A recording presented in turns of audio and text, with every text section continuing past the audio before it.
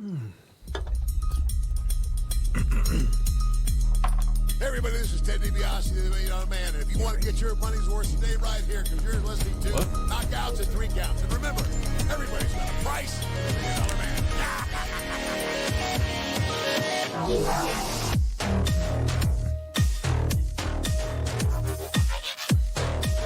I feel like I'm at a rave right now.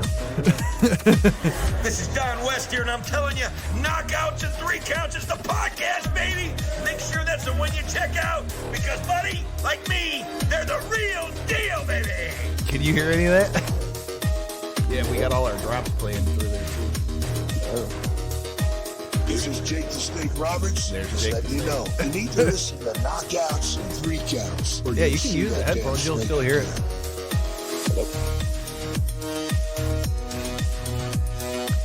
This is the Ring of Honor World Television Champion, a.k.a. Shane T, boy, the baddest champion you ever seen, boy. And you're listening to Knockouts and 3 Counts. What up, though, everybody? This is Kyle, and you are listening to Knockouts and 3 Counts. As you can see, we've got 4 out of the 5 with us today, brother man. And we've got a couple of very special guests for you. It's going to be an action-packed show, to say the least. So, without any further ado, we'll get to our social medias in a minute. And since we're at in a time crunch, I'm going to get our sponsor out of the way right off the rip. If you guys are looking to buy a house, make sure you check out our sponsor at Stransky and Company. They're the top selling real estate company. You can, if you're looking to buy, sell, or invest, Matt Stransky and Stransky and Company are your guys. Keller Williams Realty. You can find them at Stransky and Company on all their social media. All their links to their website are on our website at ko3cpod.com, and you can get to them directly at admin@stranskyandcompany.com. Devin, you're on the line with us, and you ready to go too? Yes, sir. So, without any further ado, on the line with us, we've got a guy who, if you guys pay attention to Ring of Honor at all, leading into WrestleMania weekend, you might have an idea who we're talking about. We've got recording artist Mega Ran with us. How you doing, brother man? Hey, I'm good. Thanks for having me, man. No problem. Thanks for your time, man. Let everybody know where they can find you on all your social medias, all that good stuff.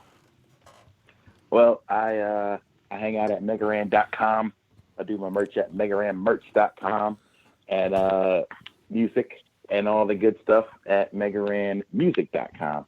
And then I hang out on Twitter at Megaran. It looks like Meg Ryan if you look at it real fast, but it's not. It's Mega Ran. Mega Ran, yeah. On there in Instagram.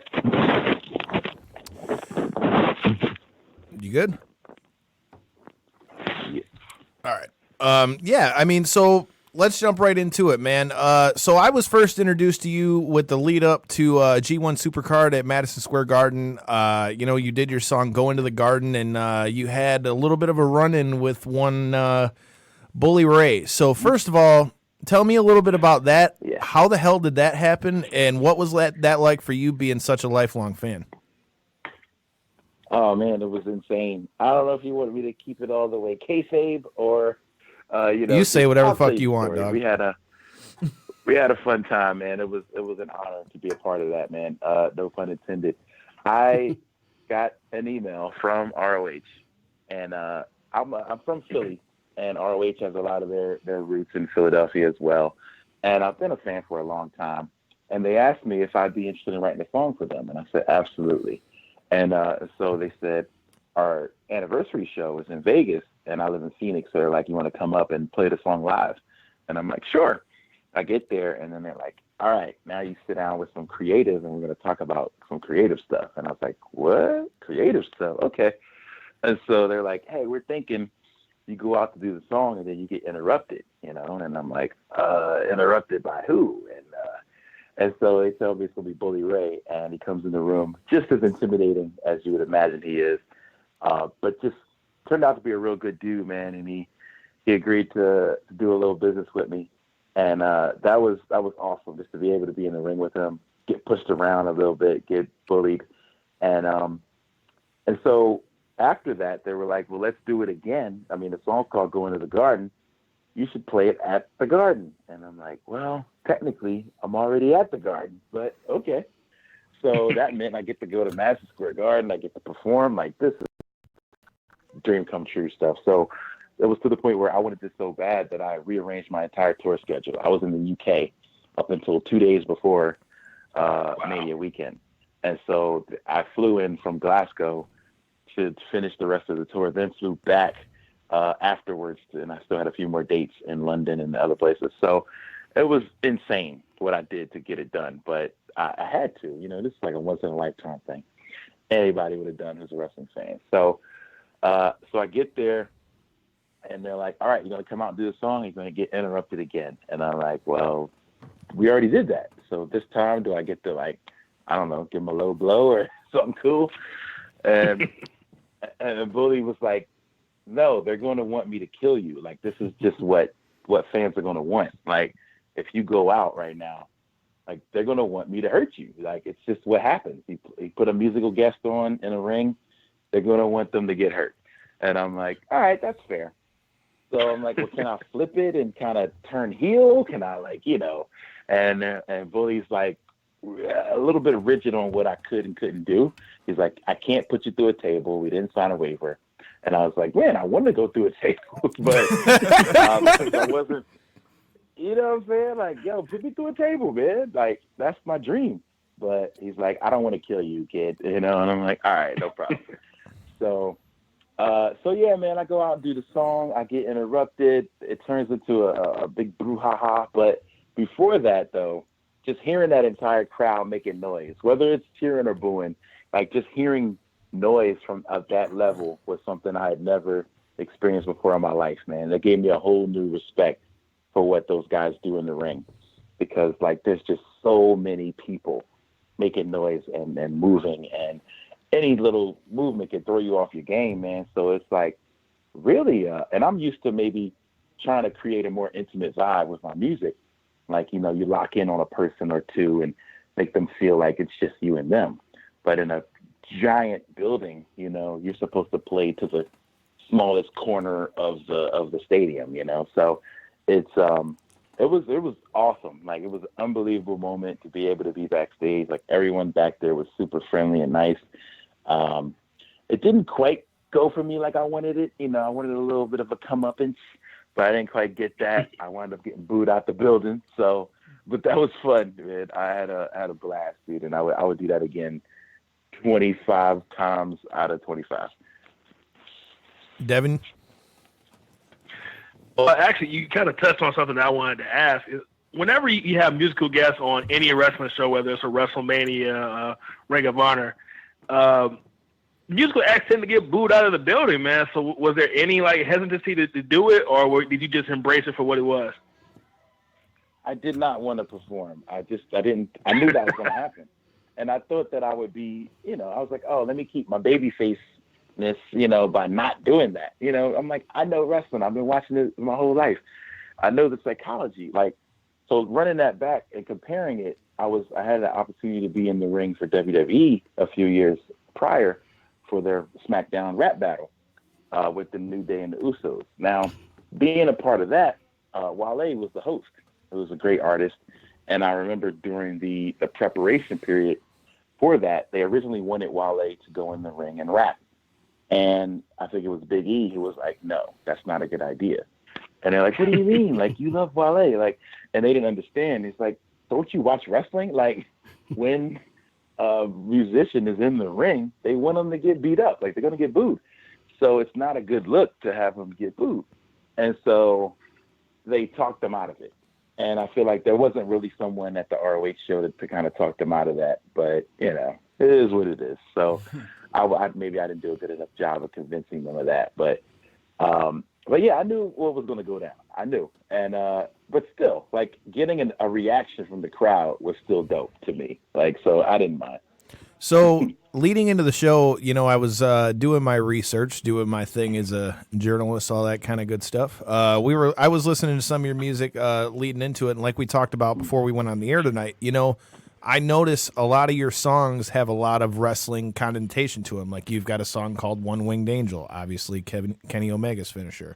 You've done, there's a few of your songs that all have wrestling connotation, and then you also just redid the song called Teddy Player One for TJ Perkins. So Tell me a little bit Yeah. about what got you into wrestling, and like, were you already putting like wrestling names to your songs before you did the Ring of Honor and WWE stuff, or is that something that kind of happened afterward? Yeah, well, let me first correct you. All of Kenny Omega's moves are named after video games. I know. So I know. that's one thing that him and I have in common. So One Winged Angel is the name of a character from Final Fantasy VII. The name of one of the biggest like theme songs of that game, which came out in like '97. So a while back, maybe 2011, before I had heard of a Kenny Omega, I made an album about Final Fantasy VII, and like the standout track was the One Winged Angel song. So I did do a song about Kenny Omega later, but it wasn't called One Winged Angel though. We just did a song called The Cleaner. Gotcha. So I think what Kenny and I have in common is that we're both huge video game fans. Like I had a chance to meet him. I ran into him in Japan and then in the States a few times, and we've become like kind of friends just based on video games. Like we just talk about, oh, what game are you playing now? Did you beat this? Did you beat that?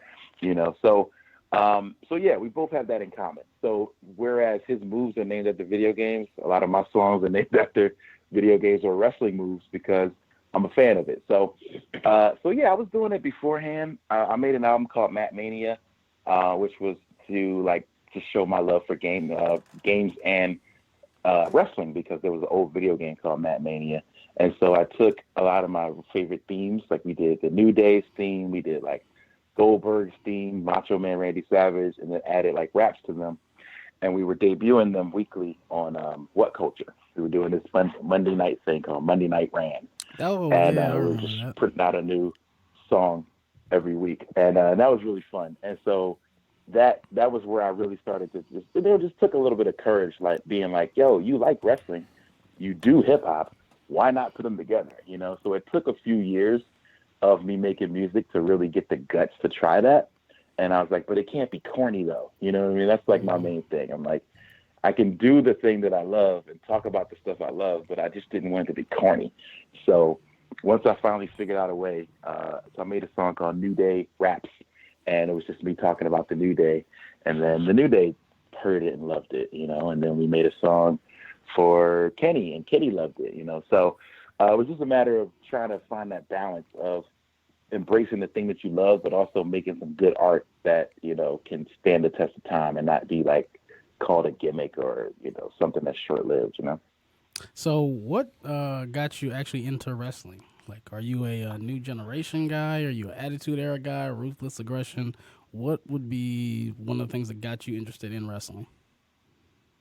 Good question. Man, I am an old school wrestling fan. So when I got into wrestling, it was when Jake the Snake was feuding with Macho Man Randy Savage, and the snake bit Macho Man. Yeah, that traumatized and I me was as a like, kid. yo, this is real. Yo, oh my God. Like, I remember that like it was yesterday. Recipes, and baby. at the same time, we were watching that on one channel, and a buddy of mine found that if you flip the channels at a certain time, and there was a channel way up in the UHF dial or VHF, whatever it is, and it was NWA, the old National Wrestling Alliance stuff. And so Dusty Rhodes, Ric Flair, Nikita Koloff, Magnum TA, Rock and Roll Express, Midnight Express, like that stuff. So that was like, I guess late 80s is when I got into wrestling. That's That was wrestling. wrestling. That was wrestling, down south wrestling. Yep. So yeah, I'm an OG wrestling fan. I mean, I've been in and out, like through the Ruthless Aggression era, I tuned out completely. But I've come back in and out. And honestly, what got me back into wrestling was just building relationships with wrestlers, which was kind of odd. But Xavier Woods contacted me because, again, through video games. He was like, "Yo, you like Mega Man, and so do I. I'm in FCW, and in FCW they let us pick our own music. So I want to use one of your songs to come out to." And I was like, "Oh, absolutely." So he did that a few times, and then FCW turns into NXT, and then they go from there to Raw to SmackDown to record-breaking title reigns. So it was mainly just following a friend's career that got me right back into it. So now I'm just as hooked as I ever was, He's my best friend in my head. Like you have a celebrity best friend, he's in top 5. Like Xavier Woods' brother, he's a nerd. He's a wrestler, and he has his PhD. Like, I Dude. can talk to him about anything. I've been a fan of that guy since he was Consequences Creed. Yeah. Consequences Creed, yes. Yes, just to show you how long I've been watching the shit. I mean, I've been watching since I was probably like 6, so that was about 98. Well, since damn it, you, you're young. I know. Tell me about it. We've established the fact that I'm the baby of the group. Oh my God. You mentioned so you mentioned NWA. I have to ask real quick. Have you checked out NWA Power, and what do you think of it? Power. Dude, I haven't yet. But Please do I have yourself it a right favor. on the front of my DVR. I need to watch this. Once I saw the set, I flipped out. I was like, "Yo, it's like old school. Like this is great." So I can't wait to watch it. It's fucking awesome. It's like the next thing I'm going to watch when I sit down at home. So I'm just going to have to skip Raw or SmackDown. Yeah, you can that. you can do Missed a that. couple episodes. You can do that. So at one point, did you have your own video game? You hear me? Uh-oh. Did you hear me? Yeah, No. I hear you now. What's I up? said at one point, then you have your own video game. Well, people ask me that, and I kind of did, but I didn't think anybody played it. So what happened was, this is maybe 2014. A developer, this company out of Chicago. I don't want to put them on blast because they eventually kind of left me high and dry. But we created a game.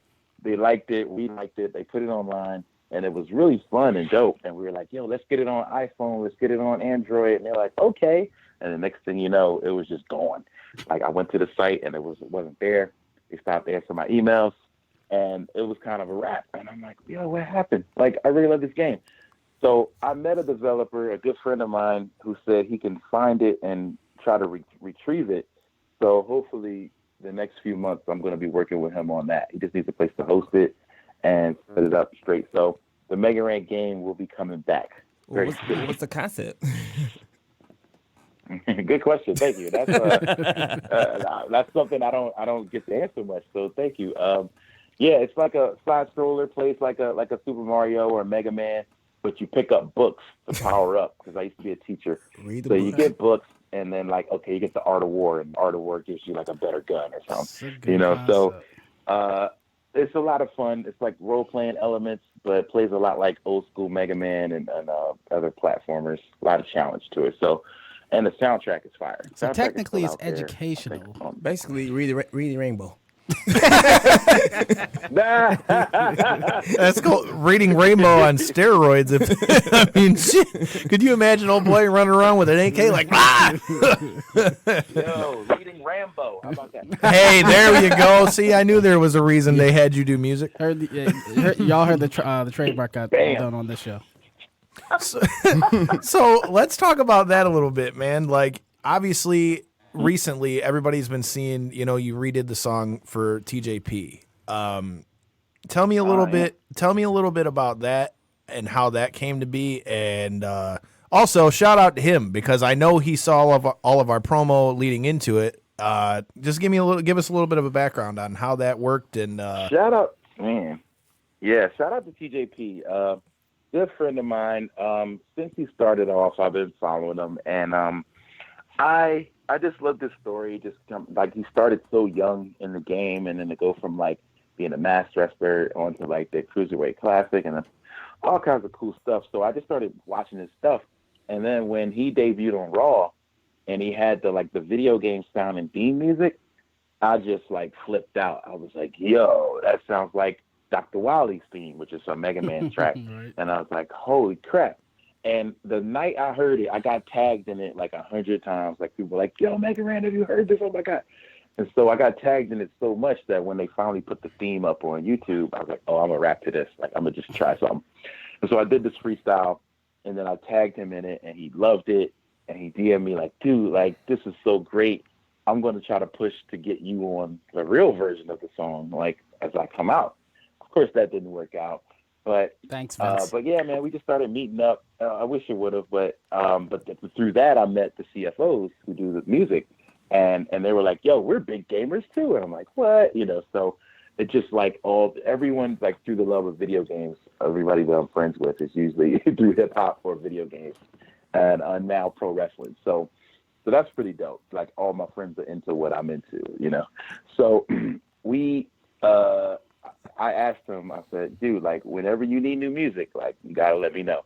And he's like, all right, so here's what's happening. I need new music. I'm going to have to do some stuff with New Japan and Impact, and I need you. And I was like, oh, no question. So I got with my guy G1, and we played this beat that's sampled in there, part from the beginning. It's this game called Solstice for Nintendo. Not a great game, but had really dope music. So we sampled it, chopped it up, and I played it for him before we put it in the beat. And he's like, oh, this is fire. I can already see where it's going. And I was like, all right, got you. So I sat down, worked on the track. I got my homegirl Shabzilla on it because she's Filipino, so is he. I thought that was important for representation. And yeah, man, I think we made a banger. And it's still pretty awesome to see somebody coming out to your music or hear your music in a freaking stadium. Like, that's dope. So I was in Seattle, got a chance to catch him at the Super J Cup. And that was a great show. And, like, to hear my music there, like, that was dope. Like, people hate TJP, which is fine. But they can't really, like, hate on the music, you know? So that's good. And then they told me Show and Yo, Roppongi 3K were into it. Like, they were really digging the music. And then through that, I met Rocky Romero, who now I'm doing a song with him for his album. So a lot of cool stuff came from just that. And that was really from TJP staying in touch and just, like, being a good dude. And, like, he's a cool cat, too, because I could talk games with him, but then we can also talk, like, sneakers and other cool stuff at the same time. So, yeah, man, he's a good dude. And he gave me a really good look. And luckily, I was able to step up and knock it out for him. I hope y'all like the song Teddy Player One. I mean, first of all, it's dope. But second of all, no shame, and you know this already since you've been having to go around a similar road like we're trying to do now. TJP, if you're listening, I shot you an email this morning, dog. We'd be more than happy to have you. Absolutely. Yeah. Hey, fuck it. No doubt. Anyway, so let me get to how you and I met and the question that both Devin and I wanted to ask about most. So we're friends with Kel and Andreas, who helped put together the Wrestling with Stereotypes panel. I met you in Chicago when we were at StarCast. Ring the bell. Anyways, His own bed. I already knew it was coming. Devin, you didn't even have to ask about the bell. I already knew it was coming. I had it ready to go. But yeah, we met. I didn't say anything. You didn't have to. I knew you were going to. See, it's funny. You're in Texas, and I can still read your mind. But we met out in front of, actually, shout out to her. And if you guys pay attention to our page, we've been helping promote ODB, trying to get her food truck up and running, man. We met while we were eating some ODB's food and shit. Tell us a little bit about Wrestling with Stereotypes, how that came to be, and what your thoughts were on the panel. It was awesome, man. That's the best panel I've ever been a part of, no question. Like, being able to have some real talk about wrestling and representation and stereotypes, and from people who are actually there, like walking the walk and talking the talk, was dope. Shout out to Kel and Andreas for that and for having me be a part of it. I heard the first one went down really well too. I watched it on the video and I was like, oh man, I really wish I could have been a part of that. Devin was there. To see this one. You there? Yeah, I was there for the first one, man. So like, due to, I don't know if y'all heard, but like due to, I think, John Moxley not being able to be there, that's what got our panel moved to primetime. Right. Which was like a super good look, you know. And I remember Conrad messaging me and his other, Dave Hancock also messaged me like, hey, we're moving you guys to the primetime spot and we're giving you 2 hours. Like, is that okay? And we're like, hell yeah, it's okay. Like, first of all, there's like 10 people on this panel, and we want to be able to get everybody to talk. And the AEW guys had to leave early to go do like a dress rehearsal. So it was perfect. Nobody had to be rushed. Everybody got time to speak. I think like the formatting was perfect, like having a couple people come out at once, a couple of women, a couple of men, a couple of, you know, wrestlers, a couple of non-wrestlers, a couple of fans, you know. So it was dope. Like, it was incredibly done. And my new favorite, and that's just always, she's always been my favorite, is Ariel Monroe, aka Big Swole. Hell yeah, she's the shit. She's like my favorite person in the world. Like, and I love the fact that she is so real, so honest, and just dope at everything she does, you know. And she's like, I'm not gonna bite my tongue, so I hope y'all don't get mad. but I'm gonna say some things, like we were saying it even beforehand. So it was great, man. The best part of that though didn't even happen on the panel. Myself, Private Party, Fred Rosser, and a few others were sitting backstage about to come out, and we just got into this random conversation about best Black movies of all time, right? And we're just like, okay, so Juice, Boys in the Hood, Menace, blah, blah, blah. Black Dynamite. And Tony Schiavone, of all people, Tony Schiavone jumps in the conversation. He's like, hold on, guys. Nobody mentioned Coming to America. And we're like, yo, Tony. All right. You can come to cookout. Everybody gave Tony Schiavone like the biggest daps and hugs. Like, yo, Tony knows what's up. Okay. So like that was the best moment. And that was like right at the moment we had to go. So everybody's like high and laughing about that. So it just made everybody like really, really calm and comfortable. And we just had a great time, man. Shout out to everybody that was a part of that, because I hope we can do it again every year. Another great part of that was Mick Foley was there in the audience. I saw that, man. He was like 5 seats over from us, dude. And he was like there to listen, you know what I mean? For real. Like first of all, he was there to listen. He took notes. He was like, man, I didn't think about it this way, And when I talked to him later, he was like, I needed that perspective, because me as an old white dude with concerning the Hulk Hogan stuff, he was like, I was like, he said a thing, big deal. But now to see the passion in the eyes of a fan who was affected by that, you know what I mean? A black man, a black woman, to see their like real emotion from that, it gave me a whole new perspective. He's like, and I thank you guys so much for that. And I'm like, man, like for a guy like Mick to be that honest, I thought it was really cool to see. And it was definitely a hit, man. And everyone I've talked to after was like, please do this again.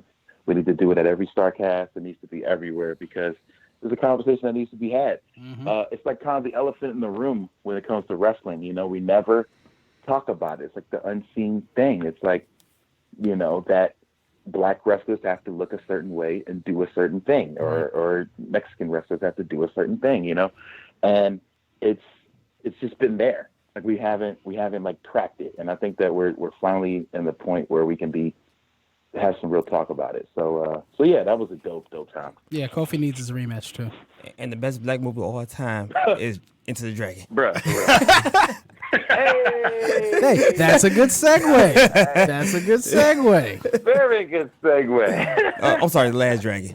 Deb, do you got any questions for Mega about the panel before we let him get out of here, since he's got all his music happenings going on and things? Yeah, real quick. Yeah, what's up?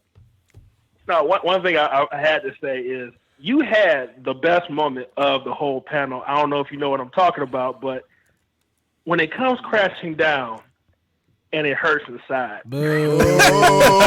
Sorry. I just have a habit of doing that every time I hear them lyrics. Bro, the song says it right there. Like, yo, it couldn't be any more real than that. If you hurt my friends, then you hurt my pride. Hurt my pride. Gotta be a man. I can't let it slide. Like, yo, the lyrics are perfect. Dog, I didn't have to change any words to these lyrics. Like, thank you for that, man. That was fun. And that's how I felt, man. I remember when it went down. Like, I put my Hulk Rules shirt in the garbage, and I think I wrote those lyrics as the Instagram caption. And I had a friend who I won't name, a wrestler.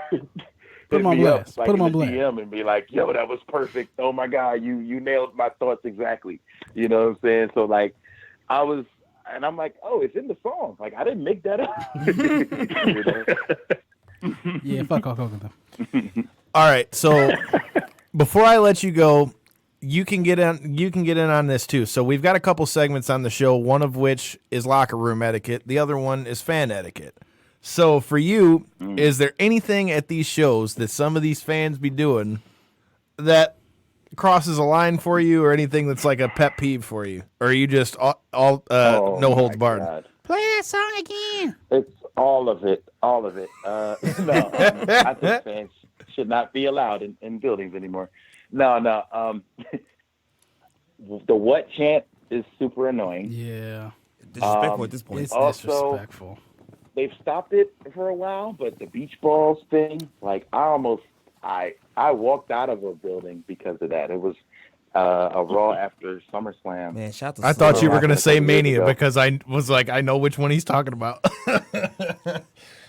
Yeah, maybe was it after Mania or after, I don't know, but I just remember Cesaro jumping thought- in the crowd and ripping somebody's ball in half. That was at a pay-per-view, though. yes. Yeah, that was at the... That He was did it actually at the at the Raw pay-per-view. after Mania He too. did, Though. yeah, the Raw too, yeah. So the next one they had in the ring, you had Seth Rollins versus Finn Balor or something like that, or maybe it was Cesaro. It's like, yo, people you like are in the ring, like some of the guys you really want to see, and people are cheering because there's a ball bouncing around. I think it was And Seth I'm like, and I Finn can't versus the believe Bar. Yeah, it was. Mm-hmm. Yes. So you got like all these top caliber guys in the ring, and you're just like, hey, a ball, hey, you know, and that just made me so angry. So that is worse than the what chance for me. Another thing, I'm not into guys who like to yell out people's shoot names because they read some Wikipedia. That's the first time we've kinda heard whack. that one. That's a good one. That is a really good Very one. annoying. I had a homie get himself in trouble with one of the Usos. I wish I knew which one, but he saw him at a bar. Oh. And he saw him at a Oh, bar, shit. and he's like, "Oh, hey, your name's Jonathan Ooh. Fatu, right?" And he's like, "Yo, Way to go, guy. Mm. Did he get super bruh." kicked? And then, Like, and then an did I Uso go- at a like, bar he's too. like, That's, did I- don't piss them off. He's like, "Did I go to school with you or something? Like, how do you get your school name? Like, what is this?" Why are you I pulling go- out my government, bro? I go to school with you, Oos. What's up? How do you know that was that one though? Exactly. Yo, are we classmates? Like, what is this? Like, he's like, so are you trying to look cool because you read some Wikipedia or something? Like, what does that do for you? And he's like, man, I just, My bad, I'm Oos. sorry, man, I'm a fan. And he's like, just be a fan then. Like, yo, just enjoy it. Like, don't think you're impressing somebody by using their real name. Like, call me what you know me as. That's actually a good one. So those are my pet peeves. I'm with that because there's been a few times even at local indie shows where I'm like, dude, like, come on, bro. Like, can you not, like, I mean, even people that I am cool with, like, if I'm in front of other people to where it's not like anything like that, to where we ain't just kicking it like that. And even at that, I still catch myself like, bro, you don't have to call me by my Yeah, like his My real government. like Right. like his last name really is Thunder. All right, damn it, just Well, let it go. no, dude, like, like, I won't name names, but some of the guys that we work with regularly that have been on the show a bunch, they'll be like, bro, you don't have to call me by my, my working name. I was like, but I just feel like that's Keep kayfabe at all times. right. I feel like that's just like a respect factor. But Tony Thunder is on his I state think ID. Exactly. Well, you keep kayfabe until they tell you not to. You keep kayfabe. His real name's Anthony Thunder. Damn it, that's what his mama called him. Like That's what real I'm called. talk. I was in the. We were. I guess this was during Mania. We're all hanging out, and like I'm hanging with Xavier, and like his name's Austin. So I was like, "Yo." He turned around, and then I asked Big E, "Hey, have you seen Austin?" He's like, "Who the hell is Austin?" And like he's like Stone Cold. Like that's what we call. And I was like, I just felt like an idiot. Like, whoops. He's like, "Oh, you mean Woods?" Like, I was like, "Oh, okay." Has anybody seen Big? now I- Hey, let me get one more question here real quick. Megan, are you planning on being at Mania this year? I want to. That's funny. I was just talking about my tour schedule for next year, and I was telling my guy, like, hey, we got to leave Mania weekend open because if it looks lit, I'll be there. Tampa, man. But Yeah, it's in gonna be Tampa. lit. No disrespect to Tampa. I like Tampa. It's not New York. It's not New Orleans. It's warm. It's not even Dallas to me. It's a little bit different. Yeah. So, God. but I would like to be there. Honestly, I'm gonna say this: if there's some money in it for me, I'm there. I ain't mad This at is like what a lot of my indie wrestler friends say too. Like, yo, if there's some bread in it for me, I'll probably be there. But otherwise, we'll see. If Kyrie Sane don't come out Well, on that damn pirate ship, I'm gonna kill him. Well, the reason why I asked is because I feel like you have to be at Wale Mania. You have to be on that stage. Oh, no question. Like, Wale Mania is a staple for me, even if I don't go to Mania. I've been to the last, 3 Wale Manias, and it's always been a good time. Wale is the homie, so I'll be there in some capacity, no question. So I'm gonna just put this out there. You were at the last one, right? Yeah, I was there. I came late, so I didn't get to catch. I know Wrestling Flow performed, and there was a lot of other things going on. Yeah, it was a moment where I was on stage. It was pretty fun. Young Chris was up there rapping, and they helped put Kofi on his shoulders, and it was great. It was great. It was a good time. All right. I'm just gonna put this out into the air now.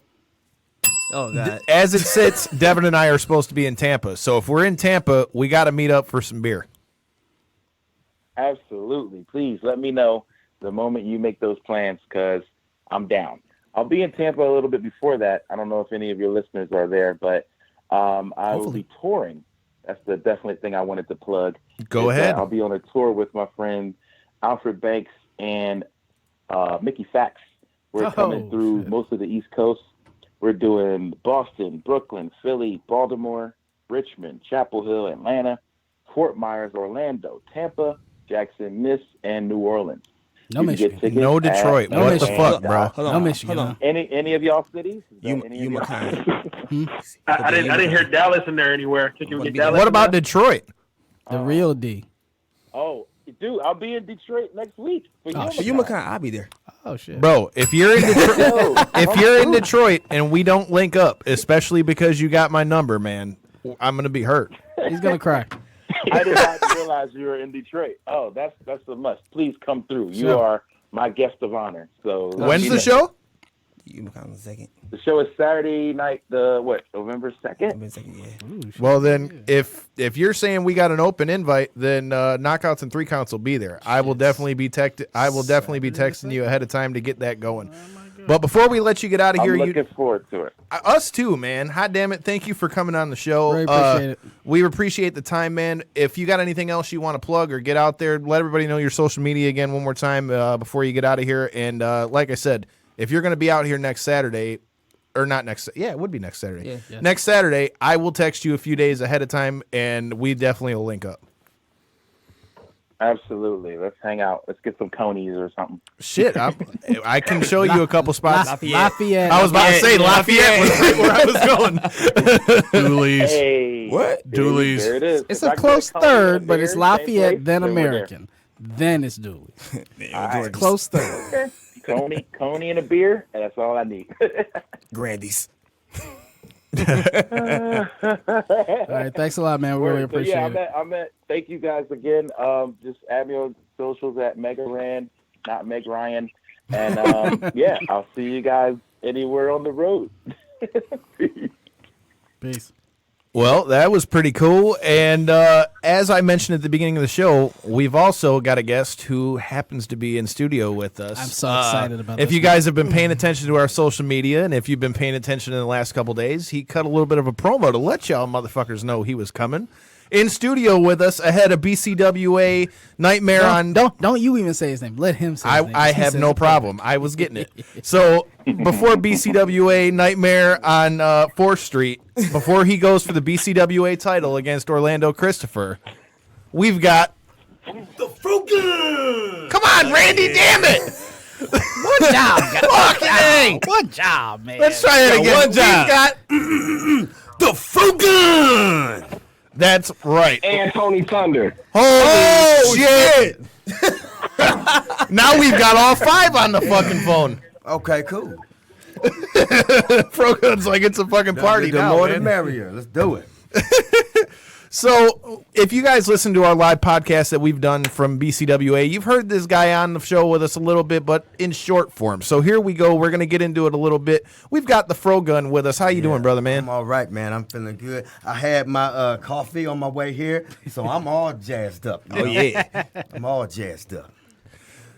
All right. Who's got the first question? Where are we going? Kyle, since you were excited for this one, I'm gonna let you go first. Ah, man, it is such a pleasure because Well, hey, thanks. I'm glad to be here, you know. yeah, I mean, I don't get to too many wrestling shows, but when I do, there's certain characters that just stick out to me, and you were number one. The second you came out, I'm like, is that a glow around him or something? And then I was like, oh, it is a glow around him. So you know I really what's up. appreciate you coming. For anybody that does not know where they can find you, where are some of your social medias? Oh, everybody could check me out on Facebook. You know, the Frogun D-Ray 3000 on Facebook, or they can go to Instagram at Defunct3000, and Twitter too, the Righteous Maker 1. So anything FRO related is right there. FRO, just so you're aware, obviously I don't think you're looking at the live feed right now, but some of our female listeners are already enamored by the FRO. Really? That's what they all say. I mean, it's funny you say that because the way my head be looking when the FRO is on 100, I wouldn't expect that, but all right. I got a question for the FRO gun. Okay. What do you got, Thunder? FRO gun, could you tell the people a little bit about Mr. Primetime Tommy Johnson? Oh, wow. Okay, Primetime Tommy Johnson, that's my homeboy, man. Tommy helped me out a whole lot, and I mean a whole lot. I owe him a lot to him because I was originally trained by the Canadian destroyer Doug Chevalier, and he died the next day after my first match. And Tommy took me under his wing because at the time I really didn't know nobody. I only got one match under my belt. Only know the people that I trained with and everything like that. So yeah, Tommy's my man. That's my homeboy right there. Was it long? How long was it after that you went to Florida to finish training with Sika Noya? Oh man, I wrestled around here when I started for about a year. Like I said, Tommy helped me out a lot, did a lot of stuff around here, and the reason I ended up in Florida because he originally trained with Adrian Street down in Gulf Breeze, Florida, and I'm thinking like, well, damn, I'm trying to get somewhere. I want to do something. What's up with Florida? He was telling me about it and everything, how it was for him. So I just moved down there. I didn't even know who I was gonna wrestle for, who was down there. All I knew was that Adrian Street had apartments in front of the school, and it was $10 a night, and that's all I knew. And I'm like, well, hey, I'm gonna take that chance. And luckily, end up hooking up with the Samoans, with Sika and everything like that, which is something that I didn't expect to happen at all. And he helped me out so much too. So my question for you is, like Kyle said, anybody that's ever watched you at a show, yeah. I mean, just when you're in full-on go mode, I mean, it's hard not to be captivated. So please tell me, how the fuck did the FRO come to be? Well, all right. I've been wrestling like 19 years now, and I started out as Don Crisis, then by just one happy accident, D-Ray 3000 came along through the whole TNA thing, and then I eventually dropped the hair and started being more serious as the Righteous Maker Rick Baker, but it was just I was just another guy. I looked just like I blended into the crowd. Wasn't nothing special about that. So I was like, I'm gonna go back to D-Ray 3000. Why not? But I'm older now too, so the FRO ain't what it used to be. So and I always said I ain't growing that back. I'd be looking like George Jefferson in there, it's something like Hulk Hogan with an afro all the way in the back of the head. So I'm like, damn, okay, I grew this hair back. I, brought back the D-Ray 3000 thing, but it wasn't clicking like it used to, and I'm just looking in the mirror like, damn, I need to go find me a Wheezy because I ain't looking right, So I'm just in the mirror messing around, and I'm, playing with the hair and whatever, and I, put it like in the top knot hookup, and it just popped to me like, the Shogun of Harlem. I should do a gimmick like that. Hell yeah. So I started sitting down, drawing stuff, thinking of names and stuff, and like, okay, Shogun, this, that, and I'm like, okay, I'm D-Ray. I gotta be something related to D-Ray. So okay, instead of the Shogun, I'm the FRO. Let me put the pics on the vest and wild out like that. Why not? And the shocking thing that shocked me the most about the whole thing of it is, I'm doing a gimmick of a spoof, spoofing, the Shogun of Harlem from a movie, The Last Dragon that came out in the 80s. Sure enough. In the 80s, and nobody has done this ever. Because I'm thinking, oh, wow, that's a great idea. But then I'm like, oh, shit, man, I probably find maybe 3 or 4 guys that tried this already or, something similar to it. I ain't find nothing. That's what I love about it, because it just feels like something I would have seen when I was like 3. Right. I've never seen. It feels like one of those things like a Mandela effect. Like I had to have seen this before. I've never seen this before, and that's what feels so great about it. Well, I think I done stumbled on the best thing I've ever done in wrestling. I just hope, I get attention by every damn body. If anybody listeners that can give me a contract, the FRO gun is ready. You know what I'm saying? So, I haven't get a chance to get to a BCWA show yet. Yeah. So please tell me you wrestle in Chuck Taylor's. Please. No, I ain't wrestling. I'm not wrestling no Chuck Taylor's, but I mean, that's a lot of ideas with that I'm working on and thinking about, so. Just imagine if you saw Show Enough, but instead of just having the regular robe, you got Afro picks on it, bro. Like he comes out the music. Speaking of theme music from our other guests, the theme music. The second I heard it, I'm like, yo, that's kind of dope. And I started bobbing my head, and you came out, and I'm like, oh, I like this dude. Like the second I saw, I'm like, I like it. Because when I seen your character, I just already thought like he gonna say, "Kiss my wrestling boots."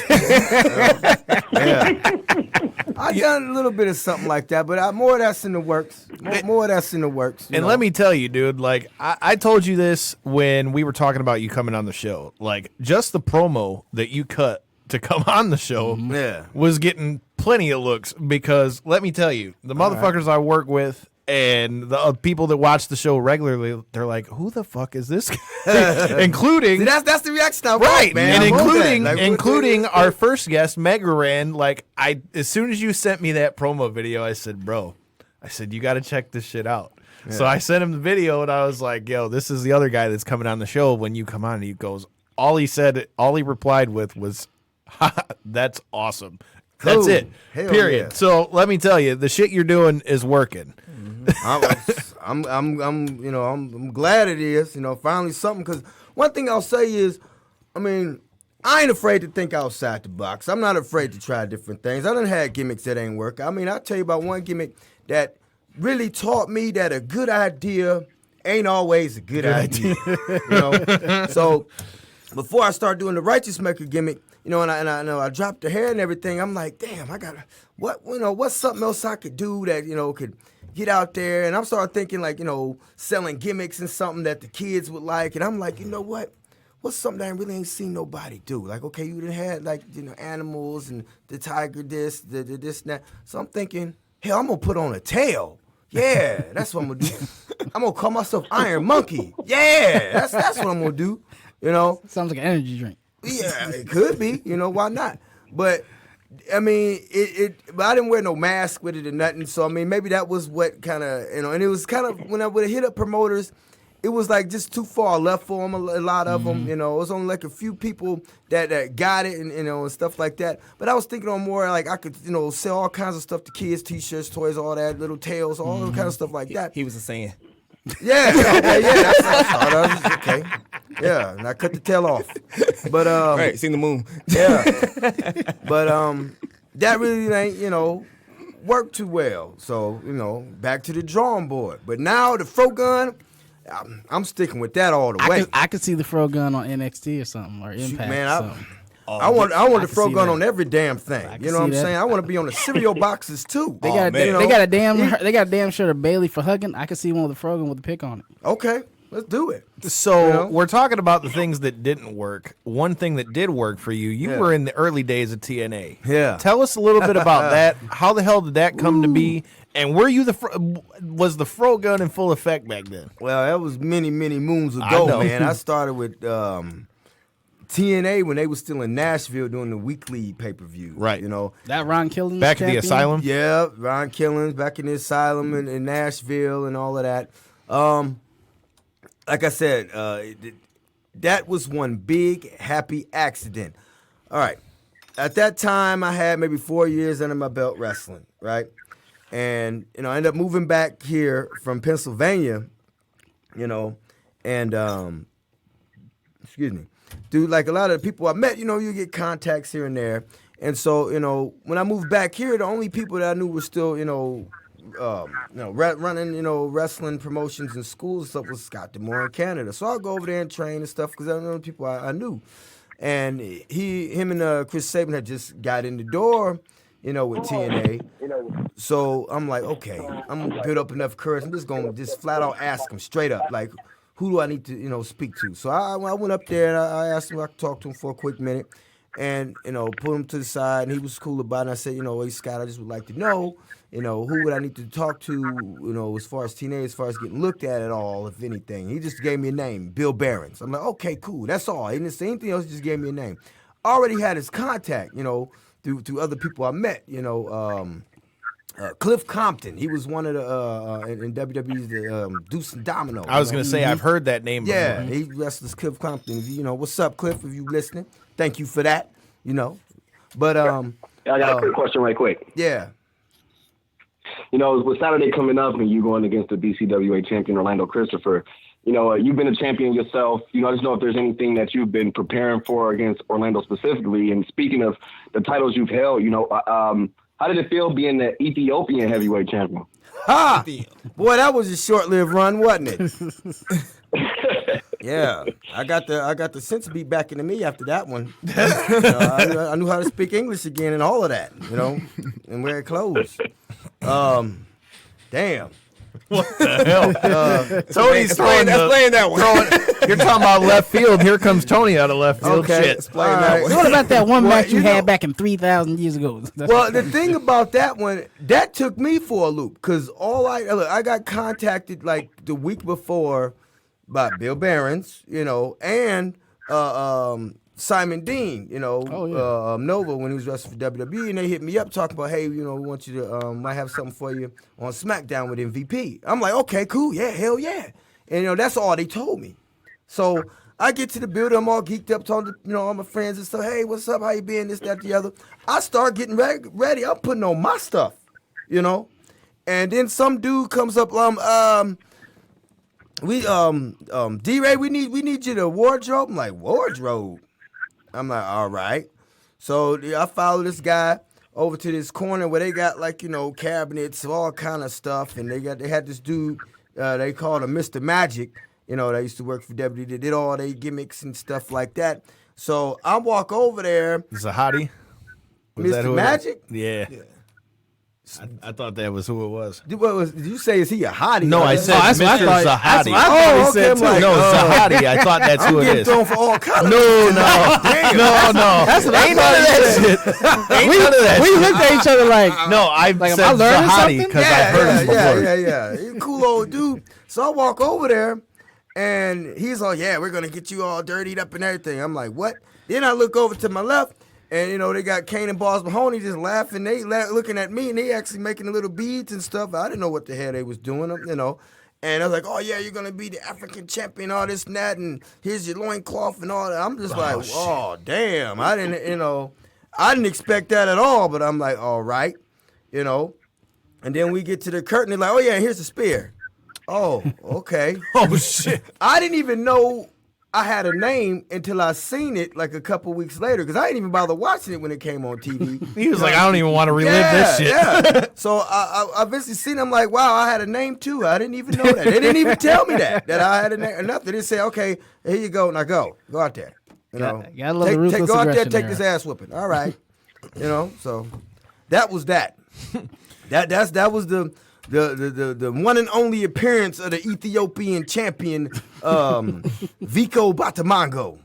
So let's bring you back full circle to BCWA. How the hell does the FRO gun end up there, and what does Orlando Christopher have in store for him? Well, with BCWA, man, when I started doing the FRO gun, I started getting hit up by a lot of people that I never, wrestled for before, which was a good thing. You know what I mean? I want that attention.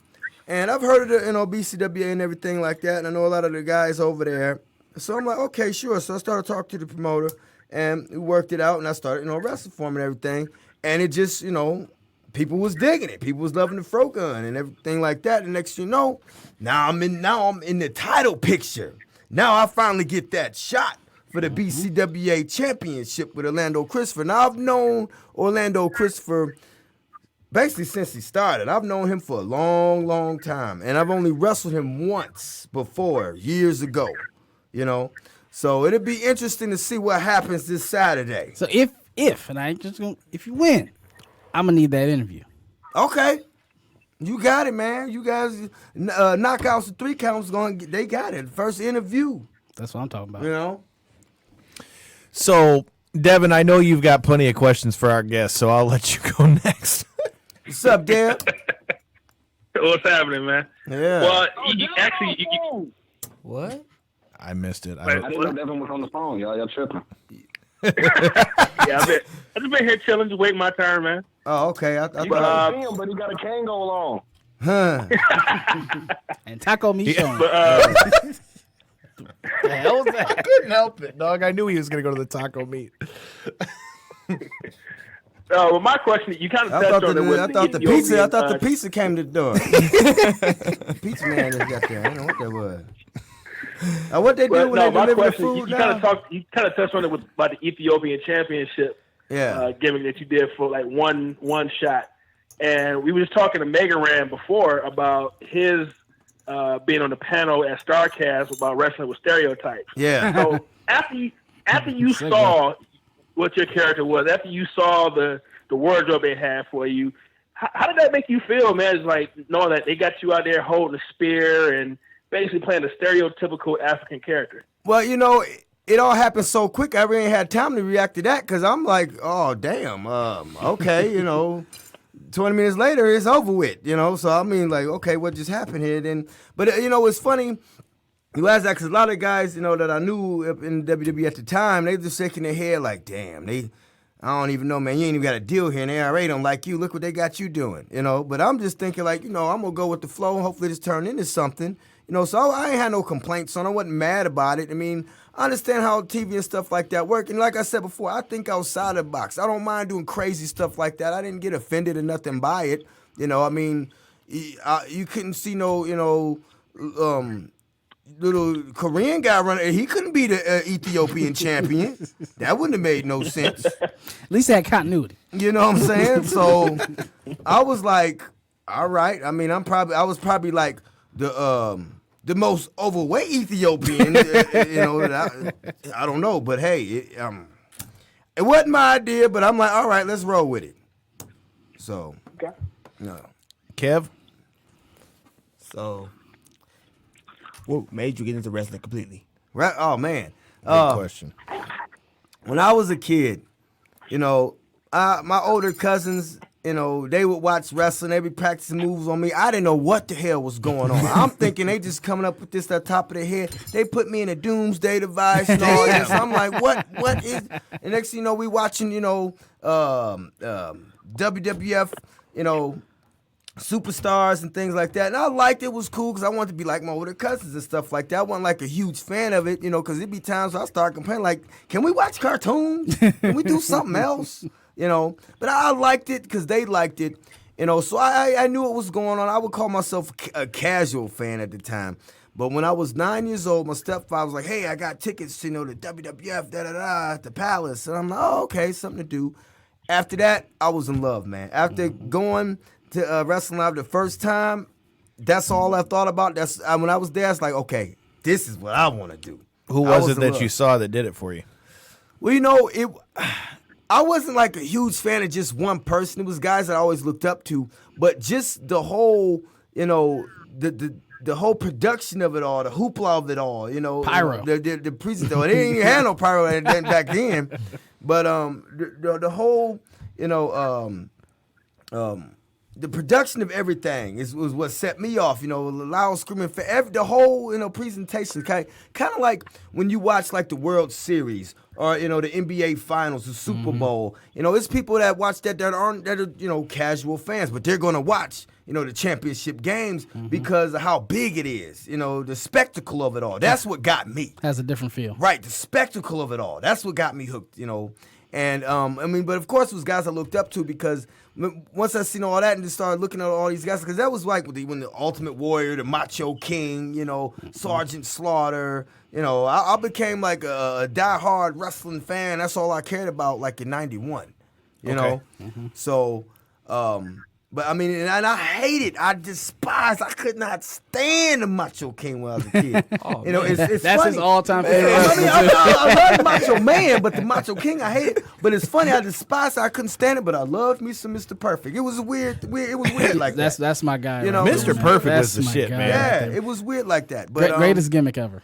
It wasn't a gimmick though. That's I'm saying. thing. I'm just that right there. That just I can beat you at anything. That there's never been something better than that. Poor Curtis. But That's what got me hooked into wrestling. But the thing with Mr. Perfect though is if you've watched anything that's ever been put out about him or anybody ever talked to him, like I never got to meet the guy, obviously. Me neither, but I mean, from everything I've ever seen, it seems like all that shit was like legit. Like Wade Boggs talks about it. Like everybody I've ever heard talk about basketball Perfect. shot. They said he did it. The behind the back basketball shot. They said he did it in one take. Except my one critique, and shout out to Conrad before I see you in Baltimore. I was listening to Arn Anderson's podcast the other day. My only bitch with Mr. Perfect is he should have been a fucking horseman. Just saying. Everybody has been a Rap horse is crap. before. But did him going to NWO do a damn thing for him? That didn't do shit for nobody. That's my point. He would. I feel like he would have had way more impact as Mr. Perfect with the Horseman, especially with doing the My Spot deal. I mean, I just felt like that was what you should have did. But hey, what the fuck do I know? So since we talked about it with Mega Ran, and it's something that we ask all wrestlers when they come on the show. Right. So we need to start writing this shit down. I mean, it's kind of like a mental note, but you're right. We probably should get this written on like a piece of paper and just continue to add to it. Yeah, we need to like start taking a list of all this shit. We've had everything from like Josh Briggs from Evolve told us bring your own squirt bottle. Bring your own wrist tape. Keep your baby mama out the locker room. Congo Kong let us know you need to wash your balls. Shake everybody's hand. For you, I mean, whether not after you wash your balls too, you have to have some in between time for you. Exactly. Whoa. But you know, whether it's a pet peeve to a new guy or something that just annoys the shit out of you, what's one of your biggest pet peeves when it comes to the locker room? Wow. Okay. Can't fucking around showing the memes and shit. Yeah. No. We got. You know, just That's some looking bull at crap on here. people's fans comments. Now. Stephanie, that's blasphemy. Oh hell no! You get banned for that's blasphemy, like that. Damn it! How can you say fuck Mr. Perfect? When I look at it, I don't know if she wants to or don't like it. That's why, hey, she was saying she wanted some of the fro gun at the beginning when you came on. I'm just saying. Perfect. Ah, God. But what is it? What is it for you? Do you have any pet peeves when it comes to the locker room with people? Well, I mean, a lot of the new guys that come into business, you know, sometimes it's not their fault, but I mean, you should kind of get a feel of the room when you walk in the locker room with a bunch of guys you don't know and stuff like that. But it's a lot of new guys that, you know, they come in this business, and I say it's not their fault because a lot of them are, you know, trained right and don't know, you know, locker room etiquette and stuff. So if you tell them, that this table is orange, they're gonna believe this table is orange. That's the only thing they know, you know. But that's the only. I mean, just the whole thing in general, like you said before, shaking everybody's hand and not trying to think you're prima donna and you need your own locker room and everything like that. I see sometimes a lot of that with the new guys, that they don't do that, so. But it sometimes just come from, not knowing any better, or they just, an asshole. I don't know. But, I mean, just in general, everybody, I mean, I wish, even outside of wrestling, just being raised right, you should know to introduce yourself, especially when you come in an environment full of people that you don't know. Especially they're going to be hitting you. Right. Or people that you're trying to make an impression on. That you should probably not be an asshole. Right. And I mean, there's a lot of times where, you don't know these people's a psycho, and a lot of people get offended about that. Next thing you know, you're getting your ass whooped. That happens. It happens, It's warranted. Yeah. So real quick, one of the biggest things going on now is the quote-unquote Wednesday night wrestling wars. What are some of your thoughts on the AEW promotion? I think all of this is great. I think it is great because wrestling is hotter than it's ever been in pretty much 20 years, man. Mm-hmm. We need this. People, I was going on the internet and you got fans, I'm AEW, I'm WWE. Look, that don't matter. Just be happy that you have all these options now. Mm-hmm. What just popped in my... time. What a time to be alive. Right, because I mean, this is something like a lot of these fans, they weren't around during when the Monday Night Wars. They didn't know they wasn't nothing, switching channels at right 10:59. about ECW or even beyond that, Smoky Mountain Wrestling, USWA, WCCW. A lot of them, they don't have no clue about none of it. All they know is WWE and whatever the hell is on they programming network or streaming gimmick. That's all they know. So I think it's great, that it's more options, not just for the fans to watch, but it's more opportunity for all these guys out here busting their ass, every weekend trying to get a job. So I think it's wonderful, and I hope more is to come. I love it because that's the thing. You got so many, like you said, so many options, but now, like, Impact is going to try to outdo everybody. You got Ring of Honor is going to try to outdo everybody. You got NWA. That So makes it's just everybody so much want it. That makes competition. everybody better. When Makes you it got better. competition, it makes you want it even more. It gets you more excited. Much you want to go out there and do way 10 times better than you did the night before. And a way too, you want to get more people looking at your product because you want to have different things so that you can have characters like the FRO gun that can be on any. You can have one. Anybody, hey, I'm ready. FRO gun, I'm ready to hop on. First thing, smoking. Let's go. Let's go. If people didn't already know you were a pro, you've totally just segued into the second part of the question I was asking. So we talked about locker room etiquette. Is there anything in all the FRO Guns travels that gets on you when it comes to fans and shit? Oh, man. We got a fan etiquette one, and let me tell you some of the ones we've already heard. The first one, and I threw this one out as soon as we started, and I'm sure you'll agree as soon as I say it. Can you please take a shower?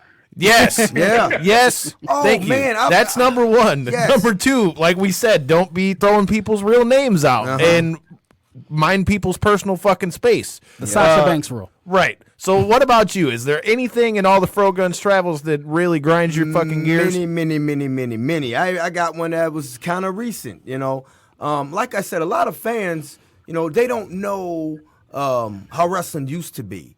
And they've got conditioning, to go to wrestling events just like it's going to, to the movies or the circus, just something to goof off and do. And they don't realize, some of the fans, they get a little rowdy and they want to try to jump in and do something, and they don't realize they will get their ass kicked with the quickness. You know what I'm saying? Not too long ago, I think about 2 months ago, I was in Indiana wrestling, and I'm doing my thing. The FRO Gun is here, I'm doing my thing, and this kid stands up, so I go over to him, I start jaw-jacking with him. He decides to try to take my glasses off my face. Oh, shit. So I quickly knocked him down in his chair. Don't put your hands on me. So, and that's part of the fun of it too. That's what come on, like there's a limit. Yeah, so I mean, some people don't know their boundaries, but any fan that's out there that think that they can just get involved in your time, go online and look at some of these videos of the fans trying to come over the guardrail or the side. They want to come, put their hands on the wrestler and see what the outcome is. Because if you thinking of doing that at the next wrestling event you attend, you have health insurance. Be ready, to get some lumps upside your head. Be ready for all of that. Have your alcohol pads and your Bactine, all that ready for that licking you're going to take. Don't do it. Just don't do it. Buy a ticket, enjoy yourself, and not be that, because anything beyond that will get yourself hurt. That's right. Buy a ticket and make sure you're at BCWA this Saturday. Damn right. So after you... October 26th. Right. Wind that, baby. Hot damn it. If you pay attention to our social media, you already know what the deal is. So we know that you're trying to go after the BCWA title. Is your goal to be taking out the Alliance title and getting all the belts in there, or are you the goal? My goal is to have the biggest wrestling collection of jewelry around my waist and everything. I want to be stepping out the curtain looking like Mr. T with wrestling belts. You know what I'm saying? My mother was a great woman. That's right. That's what the FRO Gun is trying to do. I wanna have so many damn titles. You won't see nothing else but belts and then my head. That's all you gonna see. So you just want to be like, I'm gonna get you sucker. Just be draped in gold. All just of be it. draped in All gold. of it. That's right. I'm gonna have them putting belts around my ankles because I ain't gonna have room for nowhere else to put them. Tony, Dev, either you guys got anything else for our guest? Are y'all there? Y'all still in Texas? Y'all all right? I mean, shit. I guess not. Randy cut them off. Randy hung up on them. They're still there. Dev, Tony, you there? All right, fuck I'll it. be Get here. here. Yeah. Okay. Well, y'all got any questions? Go ahead, Tony. All of them. All of them. Oh shit. I got a lot of answers. What happened? I got a lot of answers. We're waiting on you, Anthony Thunder. Oh shit. Wait, first of all. Anthony Lightning. If you were watching earlier, we were like, you should have paid attention earlier. No, if you were watching earlier, we were like, no. Hey, That was on the list. hey, I thought we just mentioned that one. Tony But is Anthony, though. Yeah. I mean, it's Anthony Thunder. I know him. You know, I'm just saying, with leading up to the Saturday, man, I know that most people go and study films on their opponents, or they may train a little differently depending on who they're going against. Is there anything special that you have that Orlando Christopher pushed you to do a little differently as preparing for this match? Or is, you just D-Ray, just go out there and you just show how the FRO gonna do? But every single match I go into, something is going to be a little bit different and a little bit special. And you're just going to have to come out October 26th and wind up to see how it go down for the BCWA Championship. Because I'm telling you, you come out every time, it ain't going to be the same FRO gun every night. You're going to see something a little bit different and going to want to see something a little bit more every night. so if Orlando come check tries it to, out. so if Orlando tries to go the hardcore route, which we know is one of his strong suits, Oh, I got toys, too. what's the FRO gun got in store from him? The FRO gun got toys too. I got a bronze pick that I keep in my boot just in case something want to pop off. You know what I'm saying? Yeah. Son of a bitch. That's right. I like That's that. right. I was not ready for that one. That was a good one, sir. That was a good one, sir.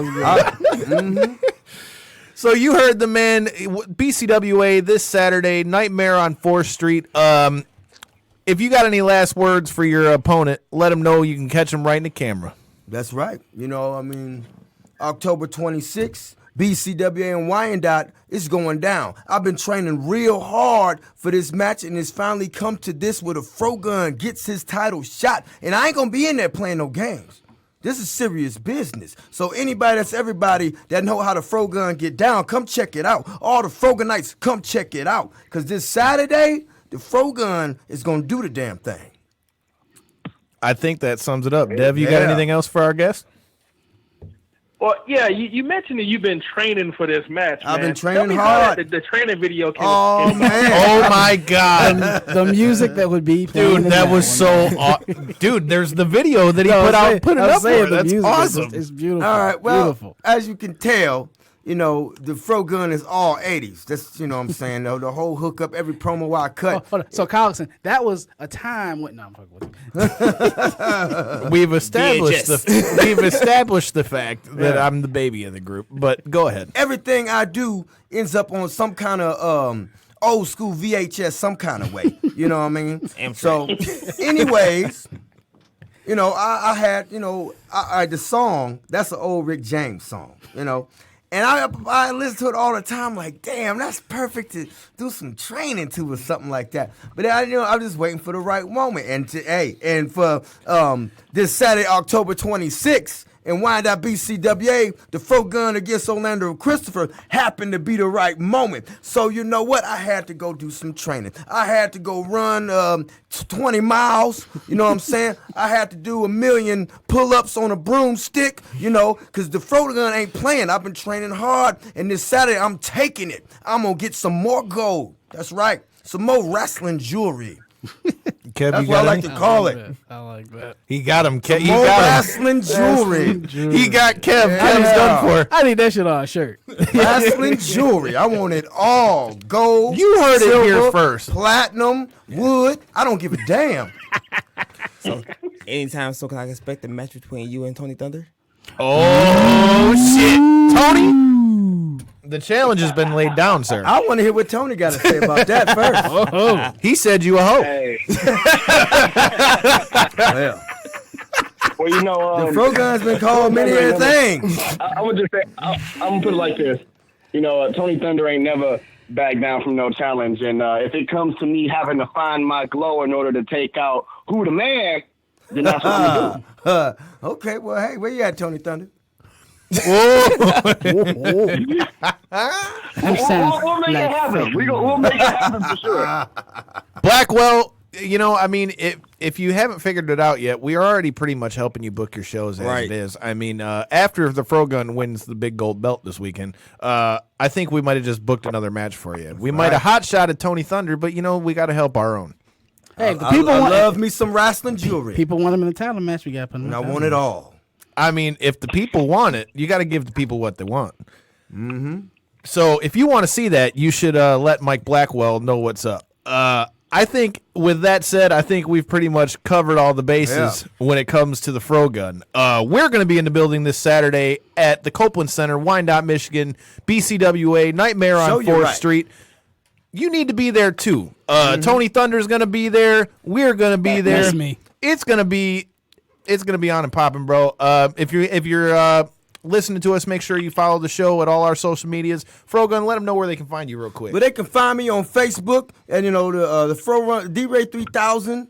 The Fro Gun D-Ray 3000 on Facebook. They can find me on Twitter at Righteous Maker 1, on Instagram Defunk 3000. But I just gotta say, all the fans out there that said they want to see the Fro Gun get down, that's a Fro Gun night, and that's behind me, keep on supporting me. I love everybody that's all about the Fro Gun. And I get fans all the time saying, hey, you'll be great in the NWA. You'll be great in AEW. Dude, you would be awesome You'll in be NWA. great in NXT. Well, you know what? If you want to see the Fro Gun there, tell them. Let them know that's what they need. Hit them up every single day. Let them know because, hey, I'm ready to do the damn thing. I'm ready to get on everybody's TV.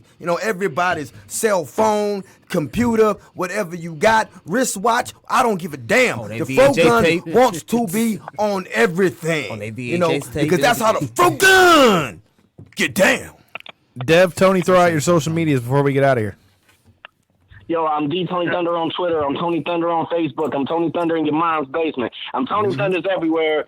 Boom. I have a basement. In your mom's basement, though. Why not Okay. the attic? Kyle, what about Devin? What about you? Gold. Nothing wrong with having gold. I can't top it. Shit. Mamas need love too now. Shit. You can find me at Kyle J. Campbell on Facebook. You can find me on Twitter and Instagram at Team Chaos, KAYOS. You can also find my other show. We talk everything podcasting about movies, comic books. Wakanda podcast is this. WAKINDA podcast is this. Everywhere you listen to a podcast. Kev? Kevin D. Russ on Facebook, __ Made in the 80 on Twitter and Instagram. And follow us on the Reality Arab Moves page. Hell yeah. And Dev, what about you? You can find me on Twitter at Devin63. That's DEVINTHE63. You can find me on Instagram at All Steak No Sizzle. That's one word. And make sure you watch 1205 Live, 105 y'all time, every Monday through Friday on this same channel. Oh, shit. You can find me on Twitter and Instagram at Detroit Knockout, at Detroit NOKOUT. Kyle Collison on Facebook. Make sure you're following the show, Knockouts and 3 Counts podcast on Facebook. If you're watching this live, you already know that. But make sure you're checking us out on YouTube, too. We've also got Knockouts and 3 Counts after the bell. It could be after a UFC fight. It could be after a pay-per-view. It could be after AEW. It could be after WWE. You never know. I'm doing it, and whoever's watching it with me usually chimes in, too. So stay tuned to our YouTube for that, too. And on top of that, make sure you're checking us out at ko3cpod.com. And shout out to Dan Brewer, who's been commenting all in this. Check out his new podcast, PWE Podcast. Wrecking Ball was on there. And last but not least, shout out to our sponsor one more time, Stransky & Company. If you need a house, go check them out. Stransky & Company, Realty. Nothing left to say that hasn't been said, man. All their links are on our website. Check them out. Seacrest Go out. buy a house. Buy a fucking house, damn it. It's about to get cold. You don't want to be freezing your balls off in the Go winter. find somewhere to piss. The rent is too damn high. Get a crib. Go snatch up one of these cribs. Shit. With that said, I think that sums it up. Randy, what are you about to say? I can see it coming. Our intro music is More, More, More by Punch Deck. Yeah, shout out to Punch Deck. Punch Dick? Punch Dick. I said Punch Deck, but okay, we can go Punch Dick too. All right. Oh man, that sounds like a violent group. Exactly. I mean, hey, bro, you So much gotta, aggression you know better to it. than anybody. You got to get it done however it happens. Ask Ric Flair how many times he had to punch somebody in the dick. Oh yeah. Asking over a couple drinks. That's a whole book. With that being said, ladies and gentlemen, we are Knockouts and 3 Counts. We appreciate your listening, viewers, and your ears this evening as we bring you Why y'all ain't stopping me? I was waiting. I'm like, that could be the new outro. Like, I was gonna say, I'm just like letting him go. But with that being said, we're out of here. Peace.